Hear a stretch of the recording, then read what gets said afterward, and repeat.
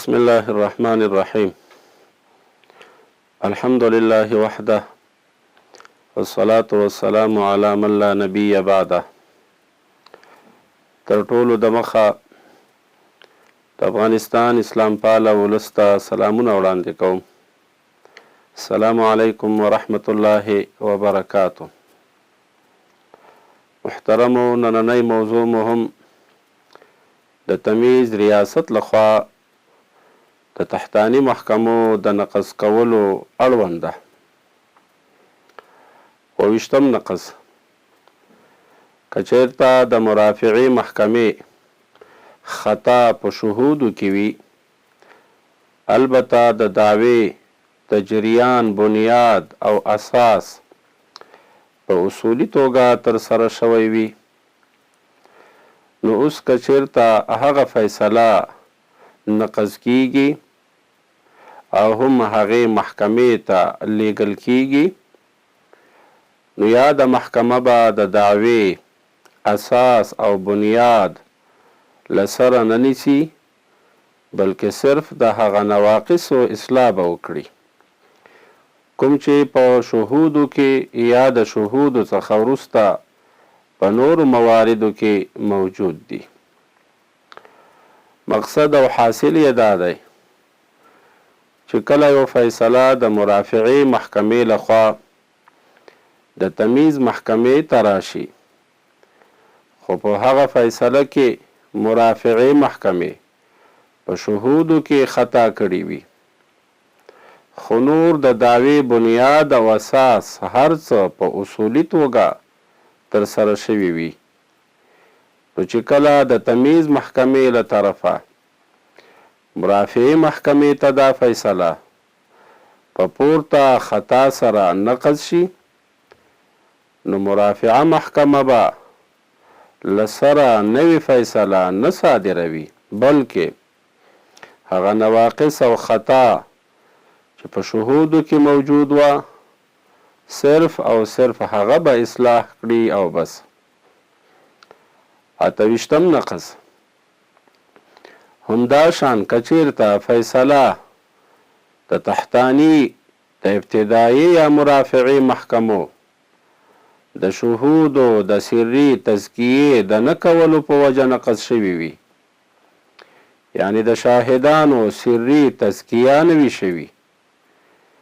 یا د بل څه په وجه نقض شوي وي او خپلې مرجع ته راجع شوي وي، نو بیرته له سره د دعوې اعادې او د شهودو د اعادې ضرورت نشته، بلکې صرف د نواقصو اصلاح به په نظر کې نیول کیږي. د یادونې وړ ده چې د یوې فیصلې نقض چې د خطا د واقع کېدلو په وجه وي، د محاکمې په اصولو کې پر 2 قسمه ده. اول قسم هغه نقض د فیصلې ده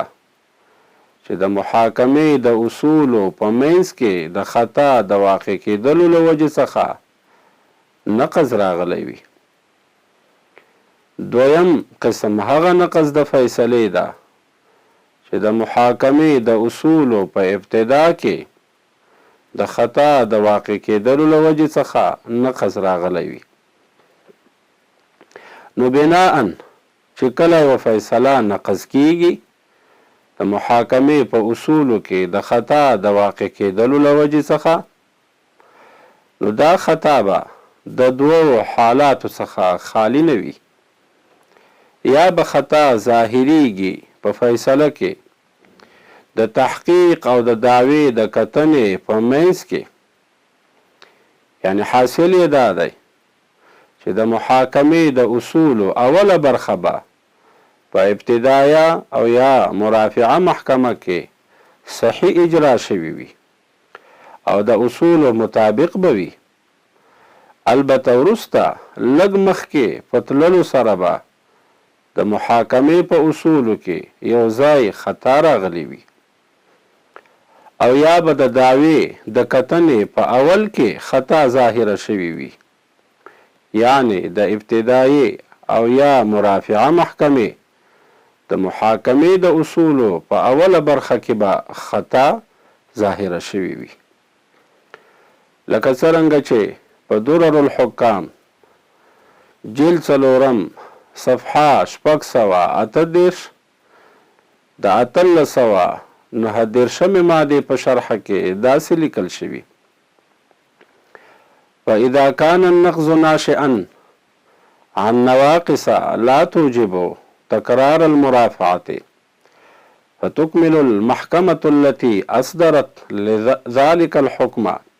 تلك النواقص وتصدر الإعلام ثانيا. یعنی کچیرته د فیصلې نقض د داسې نواقصو له وجې څخه پیدا شوی وي چې د مرافعې محکمې تکرار، یعنی د مرافعې محکمې بیرته نوې فیصله کول نه واجبوي، نو هغه محکمه کومې محکمې چې دا حکم صادر کړی هغه به د هغو نواقصو تکمیل کوي او دویم ځل به خپله فیصله او اعلام صادروي. لکه څرنګه چې په همدې اړه په کتاب شرح قانون المحاکمات الحقوقیه لسلیم ابن رستمباز اللبنانی ماده 244 صفحه 650 کې داسې راغلي: اذا نقض اعلام بسبب وقوع خطأ في أصول المحاكمة فالتحقيقات التي جرت والقرارات التي أعطيت في تلك المحكمة التي أصدرت ذلك الإعلام تكون معتبرة إلى حين وقوع الخطأ الموجب النقض. وأما القرارات التي صدرت بعد وقوع الخطأ فتلغى. وعلى هذه الصورة تكمل الدعوى بحضور الطرفين. وإذا كان هذا الخطأ قد ظهر في بدء رؤية الدعوى ينقض ذلك الإعلام برمته وترى الدعوى ويحكم بها ثانية. حاصل او مقصد یې دا دی چې کله یو فیصله داسې صادره شوې وي چې هلته په اصولو د محاکمې کې خطایی راغلی وي، نو هغه څېړنې او قرارونه کوم چې محکمې صادر کړي وي د خطایی د واقع کېدلو تر ځایه پورې معتبر دي. البته وروسته د خطایی څخه د محکمې څېړنه او قرارونه لغوه او غیر معتبر دي. نو بناءً که چېرته د محاکمې په اصولو کې له ابتدا څخه خطایی راغلی وي نو بیا به فیصله ټوله نقض وي او له سره به دعوې ته نوی جریان ورکول کیږي او دویم ځل به پرې حکم صادریږي. اول قسم د فیصلې هغه نقض دی چې د محاکمې د اصولو په وسط او منځ کې خطا راغلی وي. بناءً په هغه صورت کې چې په فیصله کې خطا د څېړنې او د دعوې د کتنې په منځ کې راغلی وي، یعنی له ابتدا څخه د محاکمې اصول په فیصله کې په صحیح توګه اجرا شوي وي، البته وروسته بیا په یو ځای د اصولو د فیصلې کې خطایی راغلی وي، نو په دې وخت کې کومې محکمې چې دا فیصله صادره کړې ده د هغې ټولې څېړنې او قرارونه د خطایی د واقع کېدلو تر ځایه پورې معتبر او درست او صحیح دي. البته د خطایی د واقع کېدلو څخه وروسته د هغې محکمې څېړنه او قرارونه لغوه دي او فیصله به یې نقض کیږي. نو چې کله نقض شي نو په دې صورت کې تحتانی محکمه به که د ابتدایي محکمه وي او که د مرافعي محکمه وي په حضور د طرفینو د مدعي او مدعا علیه کې به هغه نواقص مکمل کړي او بس. د 28م نقض یعنی چې د مرافعي محکمې په شهودو او شاهدانو کې خطایی راغلی وي د دې صورت یو څو مثالونه او نمونې درته وړاندې کوم. اول مثال، مثلا که چیرته د تحتانی محکمې حکم نقض شوی وي له دې وجې څخه چې کومو شاهدانو د مدعي لپاره شاهدي ورکړې د مدعي له طرفه د هغو شاهدانو حصر او تسمیه او نمونه نه و اخیستل شوي، یعنی یا خو محکمې له هغه مدعي څخه د تسمیې طلب نه وي کړی، د نومونو ذکر کولو طلب نه وي کړی، او یا یې کړی وي مثلا قاضي مدعي ته ویلي وي چې شاهدان لري او کنه او د هغوی نومونه څه دي، مګر د شاهدانو نومونه مخکې د دوی د راتګ څخه محکمې ته د شهادت لپاره نه وي ذکر شوي، بلکې بغیر د ثبت نام څخه هغوی د شهادت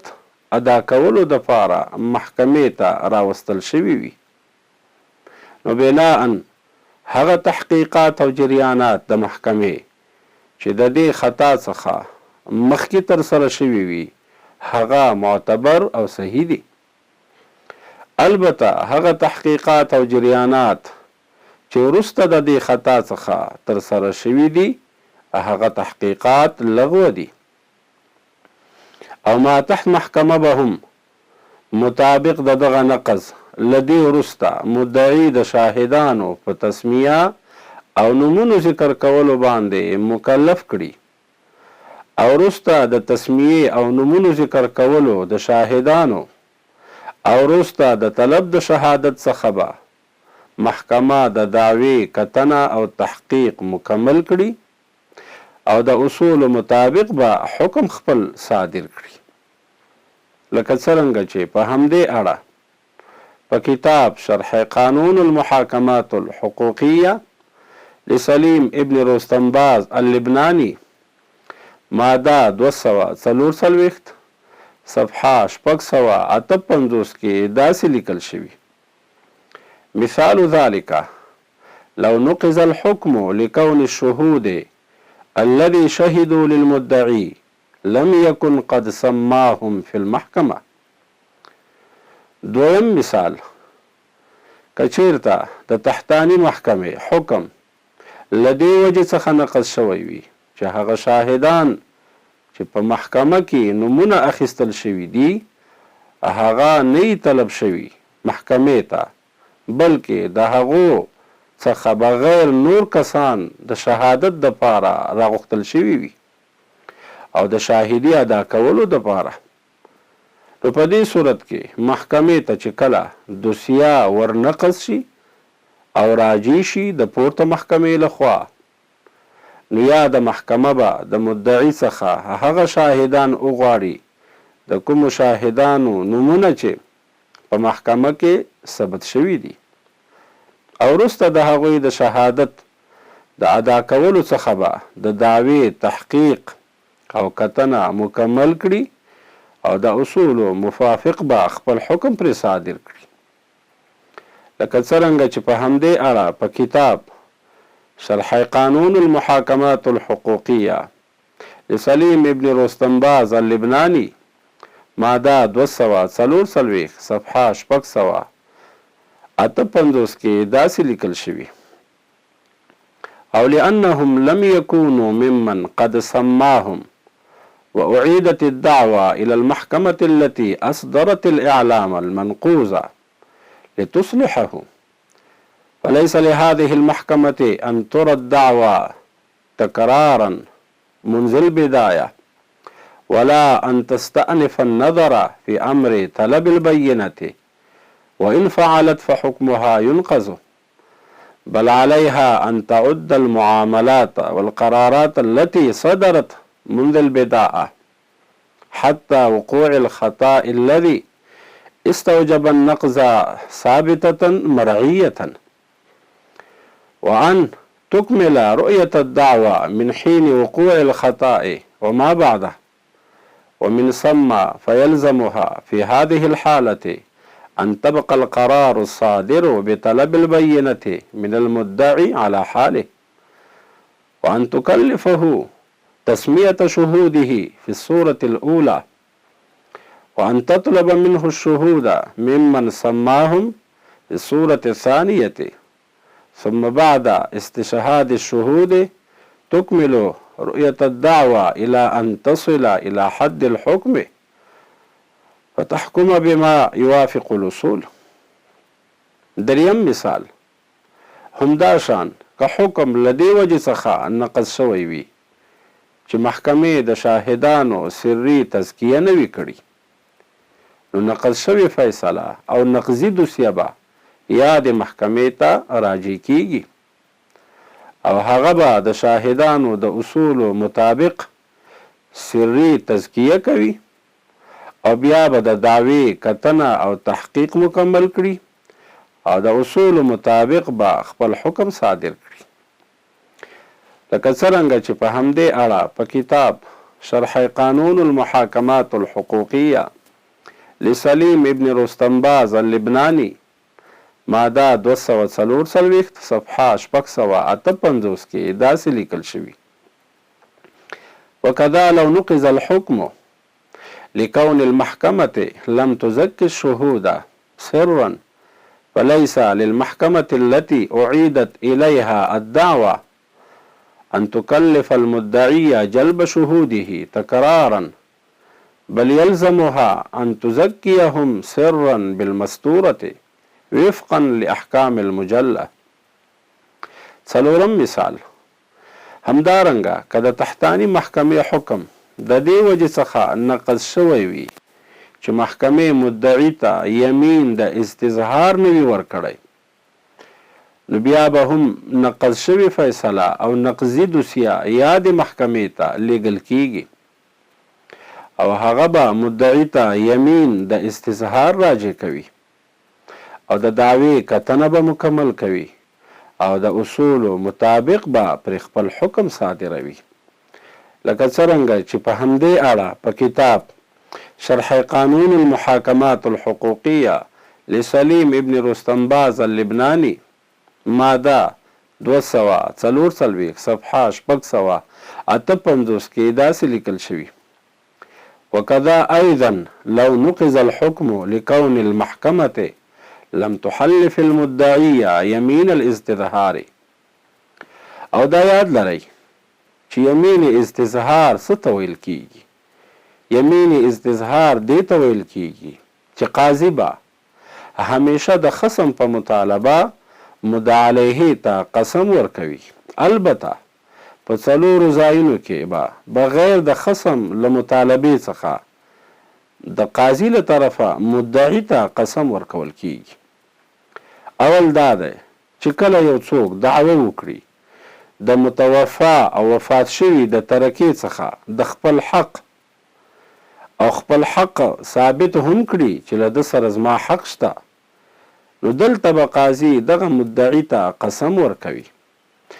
د دې خبرې چې آیا ده نه په خپله او نه د چا په توسط په هیڅ کومه وجه د خپل حق د متوفا څخه نه دی اخیستی، پر دې به قسم ورکړي، او آیا نه د متوفا ته د دغه حق څخه ابرا کړې ده، پر دې به هم قسم ورکړي، او آیا نه د بل چاته حواله شوی ده او نه د هیڅ چا نه د خپل حق پوره اخیستی ده او نه متوفا د دغه حق په مقابل کې له دغه مدعي سره کوم شی رهن ایښودی ده، نو داسې قسم د قاضي لخوا مدعي ته ورکول دې قسم یمین ته یمین د استظهار ویل کیږي چې تفصیل یې د فقه کتابونو لیکلی.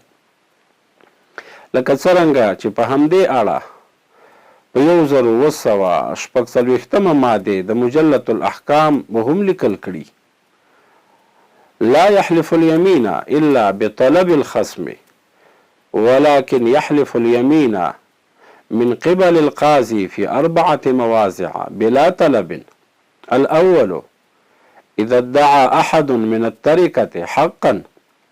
وأثبته فيحلفه القاضي على أنه